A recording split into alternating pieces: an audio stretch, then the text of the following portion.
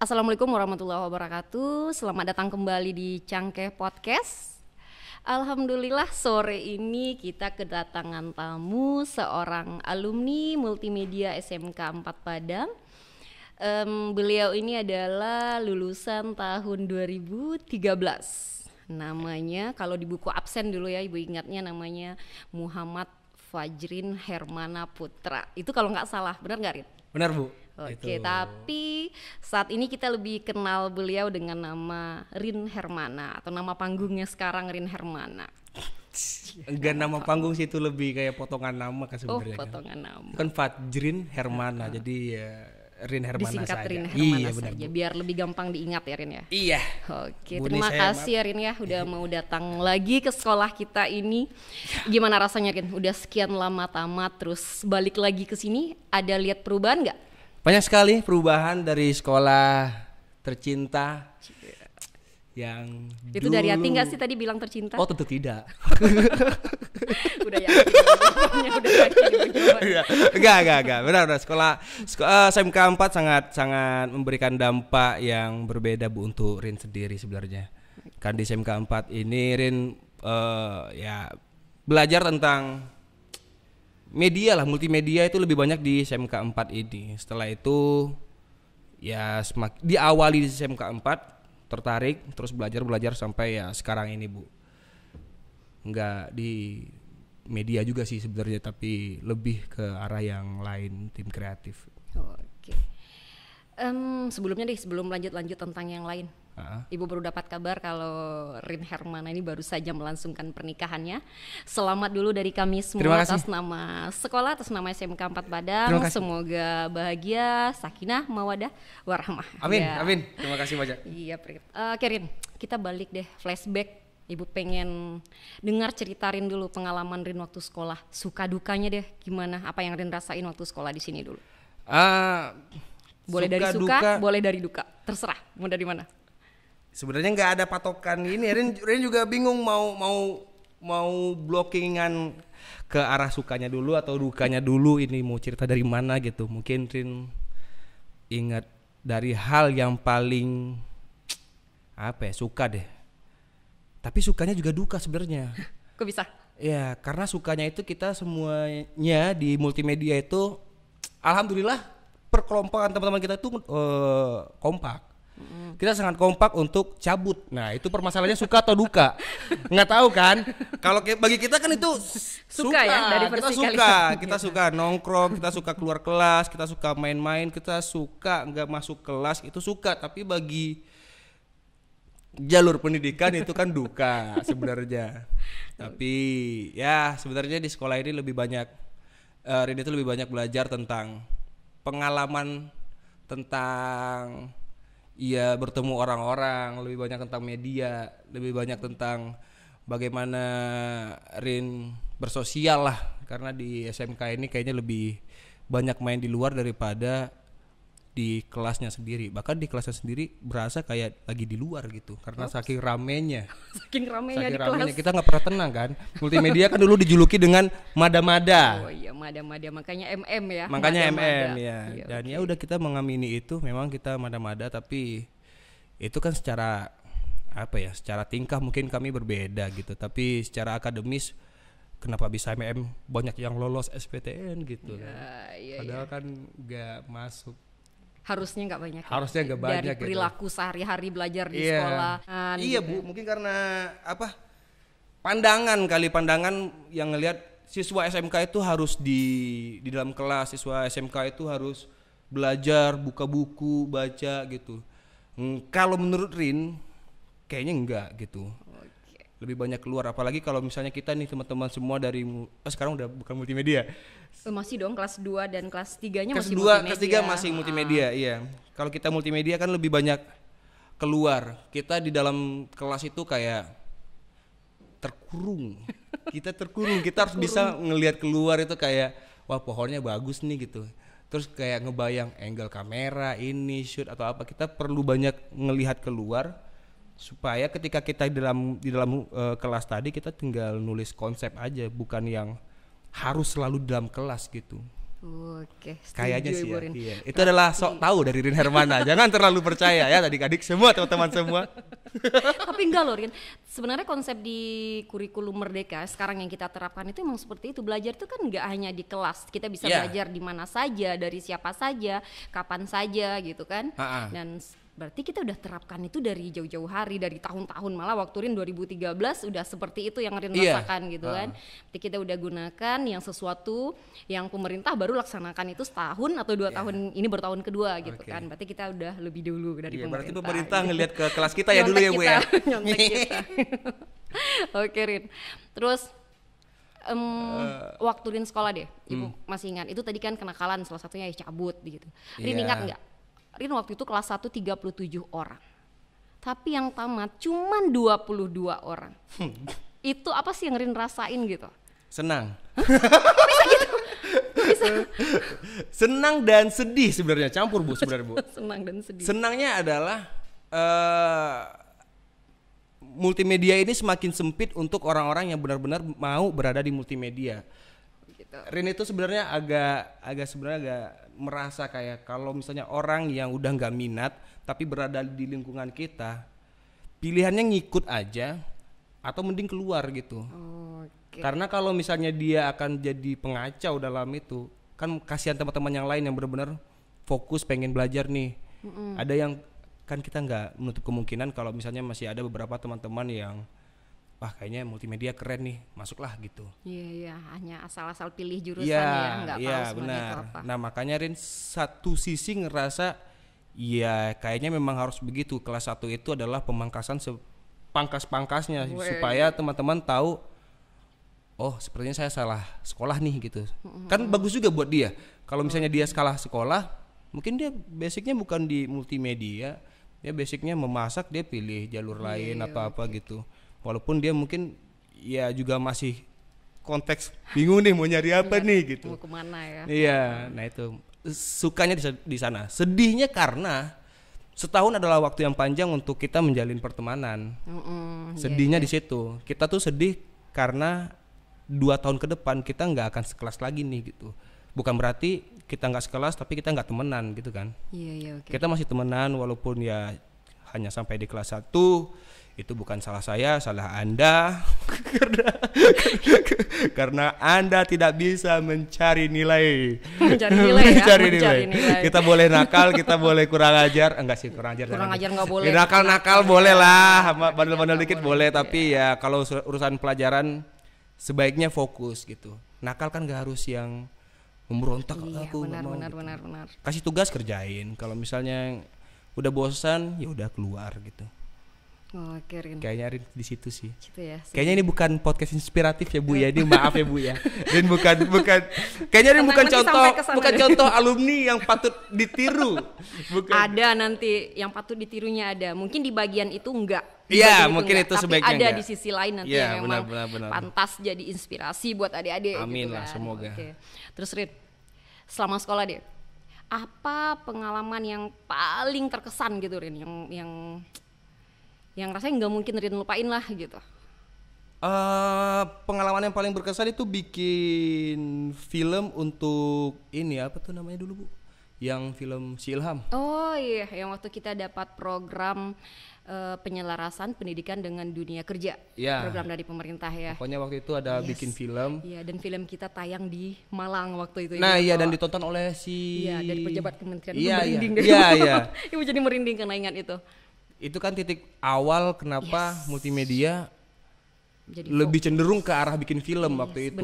Benar. Itu dia Nah, cikal itu bakalnya. awal cikal bakalnya di situ. Nah, itu menurut Rin sesuatu yang sangat membanggakan ketika ya orang-orang menganggap kita kayak ini anak MM ngapain sih keluar mulu nih, anak MM kenapa sih main mulu atau apa gitu. Iya. Pandangan-pandangan yang sebenarnya ya cukup kesal, tapi mungkin bagi beberapa pandangan teman-teman yang lain, jurusan yang lain atau guru-guru yang lain melihat bahwa perilaku siswa MM yang suka keluar nongkrong atau ngobrol di luar cari teman yang lain atau apa tuh nganggap soal bolos nih, ini bandel nih anak nih, ini nakal nih gitu.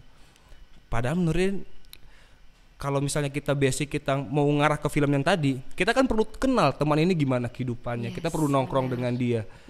kita perlu cerita banyak tentang dia, perjalanan hidupnya kayak gimana. Dari situ kan kita bisa ngebayang, wah ini menarik nih kalau dibikin film nih gitu.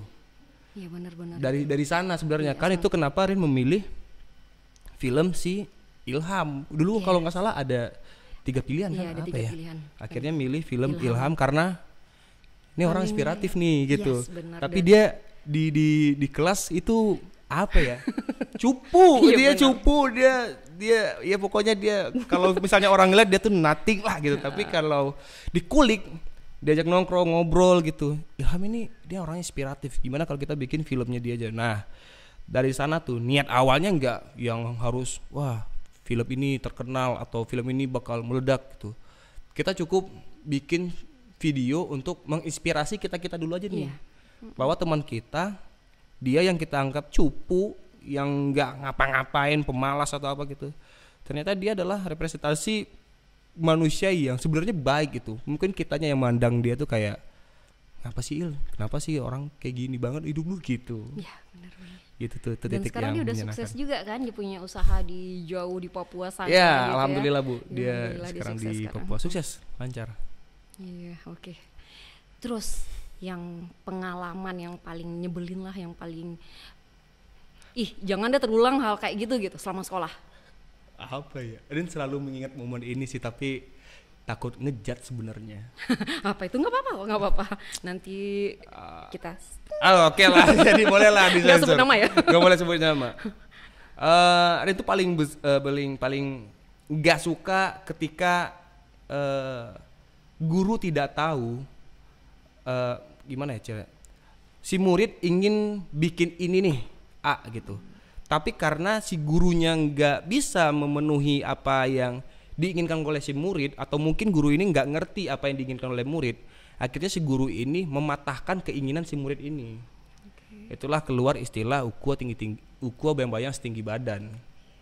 Itu yang membuat Rin kayak, kalau misalnya bapak nggak bisa bilang, Rin ini nggak bisa nih, saya belum belajar yang gini, oke nggak masalah dong, kan saya bisa nyari tutorial. Dulu kan tutorial sulit tuh, internet nggak semudah sekarang akses. Kita bikin kalau mau download niru tutorial harus download video dulu di Forshare. Tahu Forshare dah? Forshare nggak kenal lagi ya dari Rin tahu sekarang. Forshare. Nggak tahu lagi. Kita di situ. Jadi ya kayak mungkin guru nggak selalu jadi orang yang harus lebih pandai dari muridnya menurut Rin.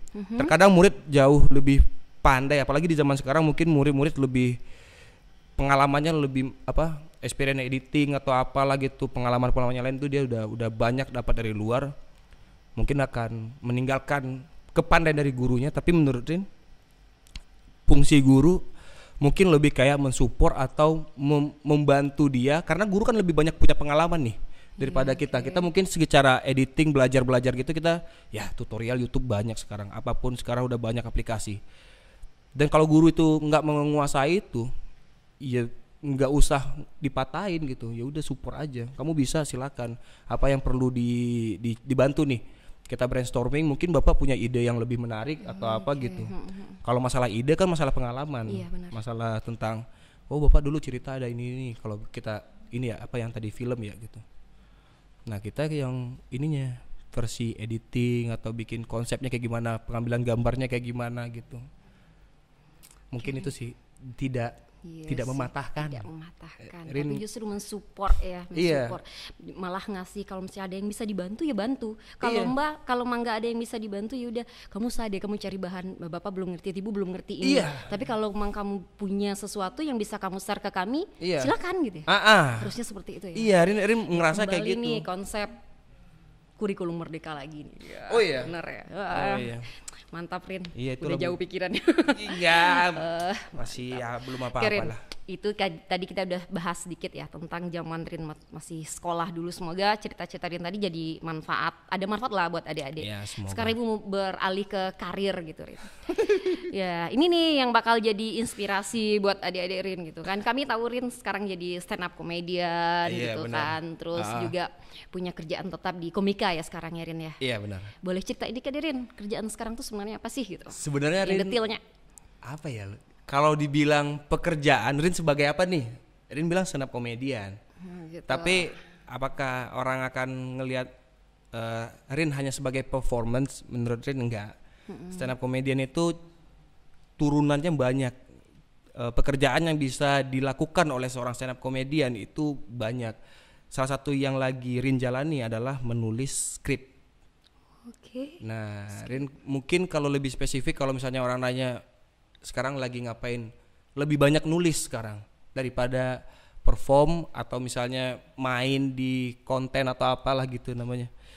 Rin lebih banyak di penulis Nulis ya. skrip Nulis gitu. skrip. Wih, keren ya, keren. Ya, alhamdulillah lah, Bu. Ya itu Dari nongkrong lagi tuh yang kayak gitu. dari tuh. nongkrong lagi tuh dapat kayak gitu ya. Tidak berarti diajarkan di sekolah. Gitu. Ya, ayo Tidak nongkrong. diajarkan di sekolah. Cari inspirasimu di luar. Iya benar-benar harus banyak nongkrong di luar ya, di kelas ya. Di nggak kelas tutup. kita eksekusi. Mungkin di Iya. kelas itu kayak ini kita ketemu teman gitu. Saya punya ide ini nih. Bayangin kalau misalnya kita gini. Terus ada teman lagi, oh iya, menarik tuh, ayo kita brainstorming rame-rame gitu. Iya. Nah ketika udah stuck di dalam ruangan, saran Rin keluar biar nyebar deh. Kalau misalnya nggak tahu ya, Rin pernah kepikiran kalau Rin jadi guru, Rin mungkin bakal di kelas tuh 15 menit ngabsen, ngobrol-ngobrol, habis itu semuanya keluar, cari inspirasi, pas balik bikin satu cerita, udah gitu aja. Kalau misalnya ini karena di ruangan nggak tahu ya, ini mungkin Rin aja, mungkin teman-teman yang lain juga ngerasain di ruangan yang mana sekolah kan kita tiap hari nih. Kita mungkin lebih banyak waktu kita di ruangan kelas daripada di kamar kita sendiri. Iya benar. Iya kan? Jadi kayak di kelas itu kayak apa nih ya? Itu kayak kita udah tahu nih, kita nggak buntu gitu. Kalau keluar gitu kita bisa ngelihat orang, apapun yang dilakukan orang, kita kayak mengambil inspirasi. Rin tuh stand up dari sana tuh sebenarnya tuh. Observasi, ada tipe observasi yang kita melihat apa yang terjadi di lingkungan, kita tarik di ranah komedinya apa nih gitu. Nah mungkin untuk teman-teman yang tertarik di bidang penulisan, entah itu skrip, film, novel, cerpen atau apapun, kayaknya bisa di sana deh gitu. Oh, Rin. Oke. Kayak sok tahu ya Rin, Bu ya, maaf ya Bu. Enggak lah, sarjana dan udah bekerja berarti bukan sok tahu, berbicara berdasarkan pengalaman pastinya kan Ya, gitu. ya mungkin itu sharing lah. Oke Rin. Target Rin untuk pencapaian pribadi deh. Apa sih sekarang udah menikah juga kan? Nah, Ya. Ini mah target pribadi bukan Iya. sesuatu yang harus dilakukan. Target. Oh, target. Target. Okay. Oh iya. Apa ya? Ini target apa nih? Target Karir hidup, pertama. Karir. Sebenarnya ini masih rahasia sih. masih rahasia. Oke Tapi lah. mungkin dalam waktu Boleh dekat. lah bocoran sedikit. Bocoran dikit. Iya, nggak perlu detailnya. Iya, mungkin akan ada masih di lingkungan stand up sih, special tour Indonesia, insya Allah di Amin. akhir tahun ini. Belum tahu, belum rilis juga, tapi udah mulai kelihatan. Itu di bidang stand up komedinya. Kalau untuk yang nulis tadi, belum bisa dibocorin juga nih, soalnya bakal ada, insya Allah bakal jadi. Itu pun ya. kalau jadi. Iya, kami tunggu karya deh kalau kayak itu, kami tunggu. Ya, karya. siap. Insya Allah kami akan Iya, selalu karena doakan, juga. kami support juga. Amin. gitu. Nggak pernah nggak merasa pede kalau saya ini penulis, saya ini kayak Iya, itu ya. ya kalau Nggak perlu belum ada karyanya Rin nggak berani yang gimana gitu. Yes, Nggak yes, usah yes. Bu. Oke. Kan ibu tahu di sekolah ini Rin nggak pernah saya bakal bikin film, ya nggak usah lah, saya butuh alat ini, mau bikin ini boleh nggak gitu. Pas jadi baru tuh Iya, ini iya. teman-teman yang bikin bukan saya. Ya, Ibu masih ingat itu video klip? Iya. Dos. Ya. Klip Dos. Iya, masih Iya, ingat. itu awal mula Iya, juga tuh. video klip Sosokan. Dos. Kita dulu banyak sosokannya, Bu. Kita dulu aduh. Kita tuh bandel, kita tuh enggak matematika halal semua aja tidak paham. Terus ilmu kita sempat belajar fisika juga kan, Bu ya? Iya, sama Bu Rina? Iya, Wali kelasnya. fisika. Terus juga yang lain mungkin kita lemah di bidang itu, tapi kita mungkin di konsep kreatifnya kita lebih fokus ke sana. Waduh, nggak salah dong dulu sekolah di SMK 4 Padang yang punya moto sekolahnya orang kreatif gitu Anjay. kan. Benar. Sayangnya motonya tuh udah datang belakangan, baru 2 tahun atau 3 tahun ke belakang motonya. Iya. Tapi emang dari dulu sih ya sekolah kita emang sekolah untuk orang kreatif Iya, sebenarnya Bu, ya. benar, Bu. Kita sekolah seni kayak gitu. apa sih pesan Rin buat adik-adik Rin sekarang, baik itu anak MM atau sekarang kita udah konversi jadi broadcasting dan perfilman, dan insya Allah nanti konsentrasi kaliannya kita produksi film Rin, karena memang dari dulu kita udah konsen ke arah sana kan, jadi udah kita lanjut deh ke bidang itu gitu. Juga buat siswa SMK 4 Padang secara umum, apa pesannya? Jangan malas. Berbeda bukan berarti untuk menjatuhkan teman yang lain gitu. Kayaknya gitu aja deh. Permasalahan percuma kalau misalnya kita punya skill, kita paham ini, kita jago ini, tapi kalau udah gampang malas, moody, kayaknya ya. agak sulit ya. Oke Rin, jangan malas intinya. Jangan malas. Rin masih pengen nggak kejadian 37 jadi 22 orang? Pengen nggak kejadian itu terulang? Nggak pengen sebenarnya. Pastinya nggak pengen. Tapi kayaknya dampaknya di sekarang itu adalah ya orang udah mulai paham, orang udah mulai tahu saya masuk multimedia itu apa, ini saya masuk broadcast itu apa, gini gitu. Kayaknya harusnya udah nggak ada lagi tuh, kecuali emang dari siswanya yang tidak mau, kan gitu ya. Itu tadi pesan Rin tadi, jangan malas. Nah, kalau malas akibatnya kejadian itu terulang gitu kan. Tapi insya Allah kalau anak-anak semua nanti nggak ada yang malas, yang mengikutin PBM dengan baik itu tadi PBM-nya dalam kelas maupun di luar kelas, tidak akan terulang. Itu bisa dijamin. Benar. Gitu ya. Oke Rin, makasih banyak atas kehadirannya hari ini. Ibu doakan semoga karir Rin semakin melejit. Amin. Dan bisa jadi inspirasi lagi, atau kok inspiratif lah untuk daerah kita tentunya. Amin. Bawa dampak positif juga buat adik-adik Rin nanti di sekolah ini. Mohon maaf mungkin dari kami guru ya, kalau dulu ada keinginan kalian yang tidak bisa kami wujudkan karena keterbatasan kami waktu itu. Dan semoga kejadian itu tidak terulang buat adik-adik Rin lagi di masa yang akan datang. Semoga mereka bisa berkarya, mereka bisa berprestasi tentunya. Mungkin segitu dulu hari ini dari Cangkeh Podcast, kita akhiri. Assalamualaikum warahmatullahi wabarakatuh.